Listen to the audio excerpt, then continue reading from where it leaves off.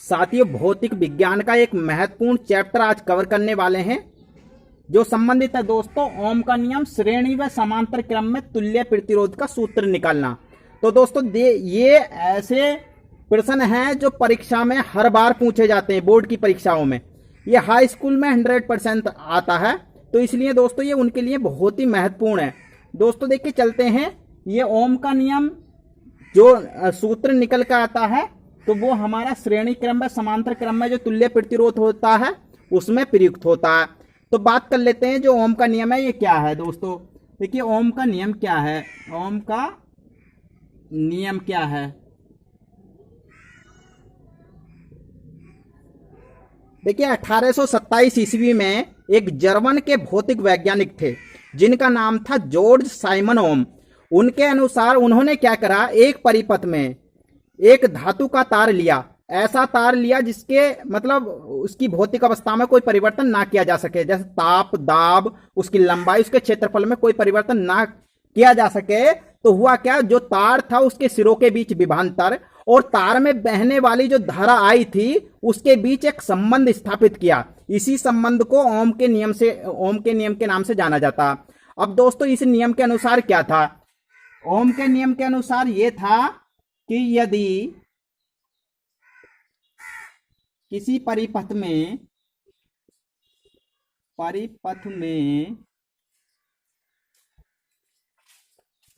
धातु के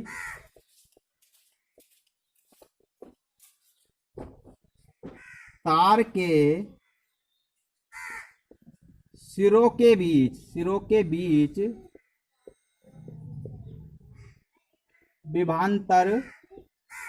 V तथा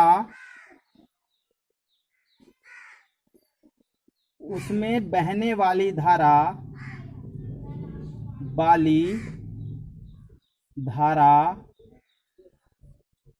I के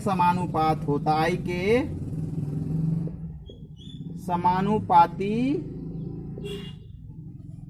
होता है। ठीक है, ये है दोस्तों ओम का नियम। अगर आपसे पूछता है को ओम का नियम लिखिए तो आप इसे लिख सकते हैं। ठीक है, यदि किसी परिपथ में एक धातु के तार के सिरों के बीच विभवांतर V तथा उसमें बहने वाली धारा I है, I जो है उसके किसके विभवांतर के, उसका जो मान होता है विभवांतर के समानुपात होता है। या फिर ऐसा भी कह सकते हैं कि V/I का जो मान होता है वो नियत होता है, अर्थात V/I का जो मान है एक नियतांक होता है, ऐसे भी हम कह सकते हैं। तो इसे सिद्ध करने के लिए ओम ने क्या किया था, ओम ने जैसे बता दे कि V/I। अब देखिए उसने बोला है कि V/I का जो अनुपात है वो नियतांक होता है, तो उसके अकॉर्डिंग V/I बराबर ये निशान हट जाएगा तो यहां बराबर का निशान आ जाएगा और यहां आ जाएगा नियतांक, और ये आ जाएगा दोस्तों V/I बराबर हमारा R। तो ये ही है दोस्तों ओम का नियम। इसे हम इस तरह से भी कर सकते हैं कि V बराबर हमारा IR हो जाएगा। तो दोस्तों ये हमारा V बराबर हो जाएगा IR। तो ये है हमारा ओम का नियम। अब देखिए जो R हमारा निकल का आया, ये इसके बारे में जानकारी कर लेते हैं। देखिए R ये क्या है, R जो है दोस्तों ये चालक का प्रतिरोध है। क्या है, चालक का प्रतिरोध।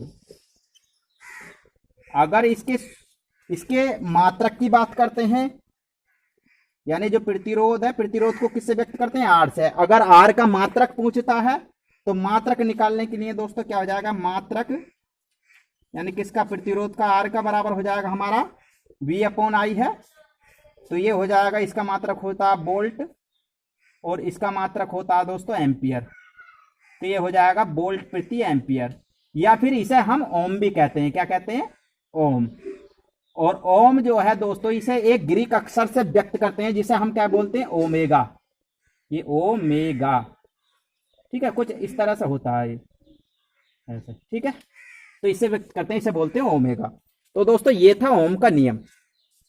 अब देखिए बात कर लेते हैं जो श्रेणी क्रम में तुल्य प्रतिरोध है और जो समांतर क्रम में प्रतिरोध है उनके बारे में। तो देखिए चित्र बना लेते हैं पहले। तो दोस्तों देखिए ये हो गया हमारा चित्र। देखिए मान लेते हैं इसमें हमारा जो विभवांतर है V है, विभवांतर क्या हो गया दोस्तों हमारा, इसमें विभवांतर मान लिया हमने V है, और जो हमारा प्रतिरोध है, प्रतिरोध वो क्या है दोस्तों हमारा R, और जो इस प्रक्रम में धारा प्रवाहित हो रही है वो क्या हमारी I, ठीक है, I एम्पीयर की धारा इसमें प्रवाहित हो रही है।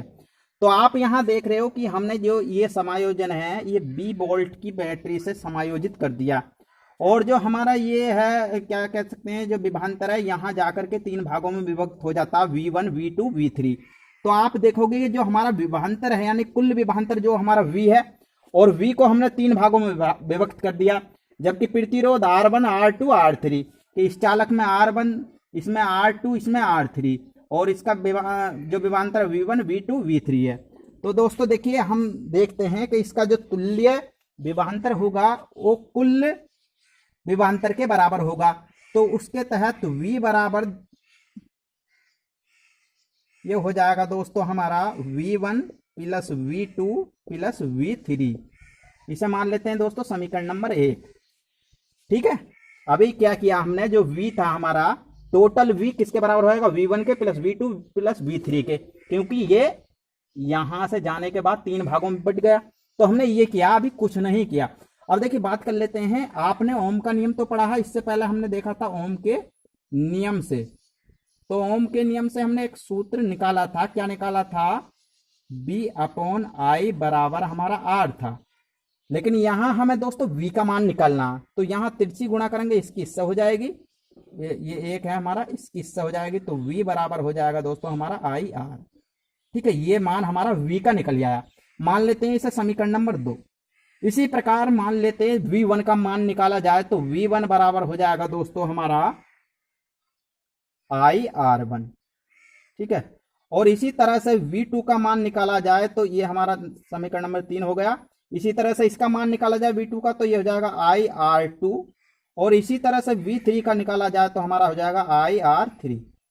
तो ये हमारा 4 हो गई और ये हमारा 5 हो गई, ठीक है। ये समीकरण नंबर हो गई। अब क्या करेंगे दोस्तों, समीकरण नंबर 2, 3, 4 और 5 का जो मान है वो समीकरण नंबर 1 में रख देंगे, ठीक है। लिख देते हैं, देखिए समीकरण नंबर 2,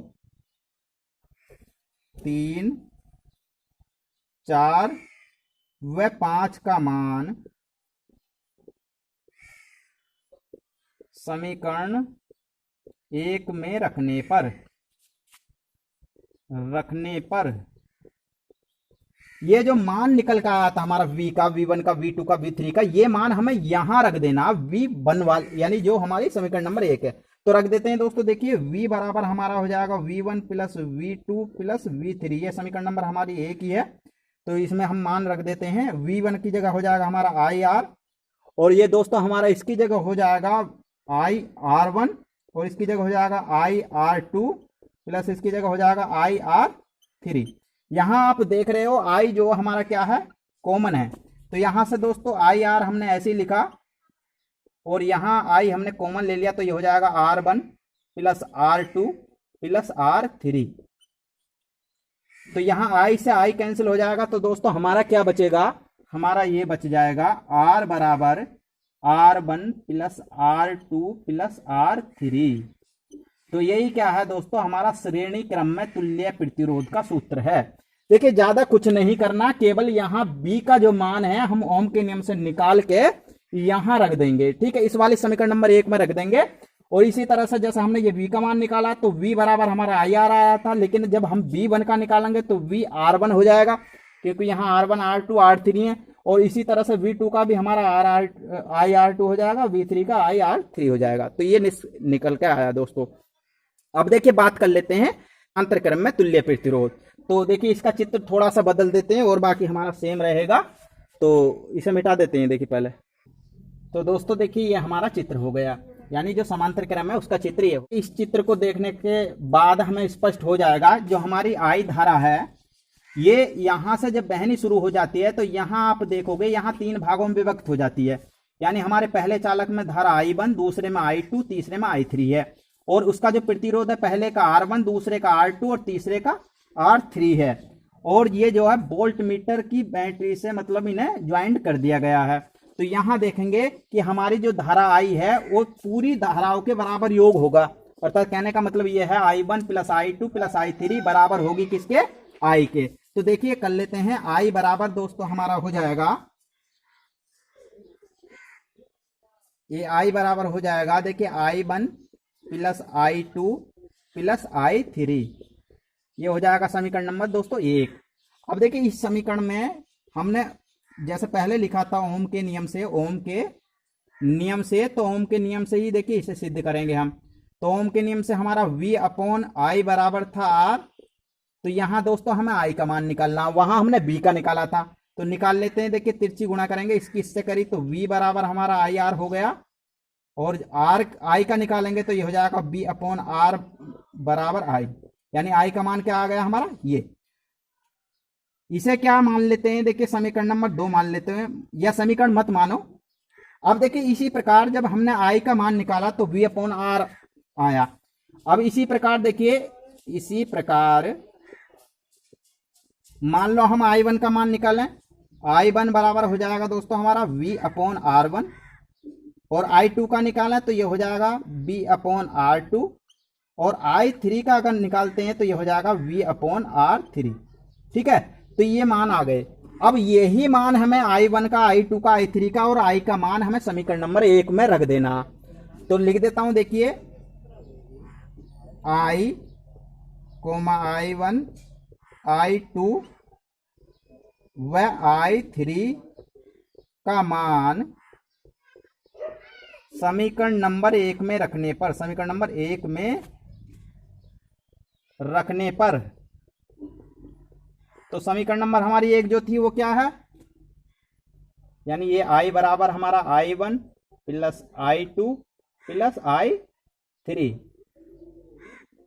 तो रख दो इसमें मान, देखिए इधर रख देते हैं। I की जगह कितना हो जाएगा दोस्तों हमारा B अपॉन R, और इसकी जगह हो जाएगा B upon R1 plus B upon R2 plus B upon R3, ये रख दिया। तो ये आ गया दोस्तों। आप यहां ध्यान से देखेंगे कि यहां V कॉमन है, क्या कॉमन है, V कॉमन है। तो दोस्तों देखिए इधर से ले लेते हैं हम V अपॉन R ऐसे ही, और ये हम कॉमन लेते हैं B, तो ये हो जाएगा 1 upon R1 plus 1 upon R2 plus 1 upon R3, तो V से V कैंसिल हो जाएगा, और ये दोस्तों हमारा जो बचेगा यहां लिख देता हूं, देखिए उधर दिखाई नहीं दे रहा नीचे, तो ये हो जाएगा 1 अपॉन R बराबर दोस्तों हमारा 1 upon R1 plus 1 upon R2 plus 1 upon R3। तो ये है दोस्तों हमारा समांतर क्रम में तुल्य प्रतिरोध। अब देखिए एक बात और बता दूं दोस्तों, इसमें बात थोड़ी सी ये रह गई थी कि समांतर क्रम और श्रेणी क्रम क्या है। तो देखिए जब किसी तार को एक सिरे को जोड़ने के बाद फिर उसी सिरे को निकालकर, दूसरे सिरे को निकालकर किसी दूसरे में लिंक कर दिया जाए, फिर उसे ही निकाल के तीसरे में लिंक कर दिया जाए, तो इस तरह का जो प्रक्रम होता है इसे तो बोलते हैं श्रेणी क्रम।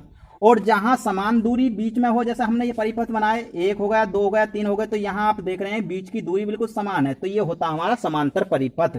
ठीक है, तो ये जैसा आपने घरों में देखा होगा, घरों में जो बल्ब ज्वाइंट करते हैं वो सीरीज बोलते हैं, सीरीज माने श्रेणी, यानी समान, ये हमारे श्रेणी क्रम हो जाएगा। ठीक है, तो ये आपको स्पष्ट हो गया होगा, ये एग्जाम में जरूर पूछा जाता है दोस्तों। अगर आपको मेरी वीडियो पसंद आई हो तो दोस्तों वीडियो को लाइक करें, और इसमें ज्यादा कुछ नहीं है, थोड़ा सा सोचने की 1-2 बार अगर करके देखते हैं तो निश्चित रूप से आपका क्लियर हो जाएगा। आशा करता हूं कि आपको पसंद आया होगा। और दोस्तों अगर मेरी वीडियो आपको पसंद आए तो वीडियो को लाइक करें, शेयर करें, और मेरे चैनल पर अगर आप पहली बार हैं तो प्लीज चैनल को सब्सक्राइब भी कर लें, और साथ में बेल आइकन भी दबा लें, जिससे कि आपको तुरंत नोटिफिकेशन मिल सके। तो दोस्तों मिलता हूं अगली वीडियो में इससे भी अच्छी वीडियो लेकर, तब तक के लिए नमस्कार, जय हिंद, जय भारत, जय संविधान।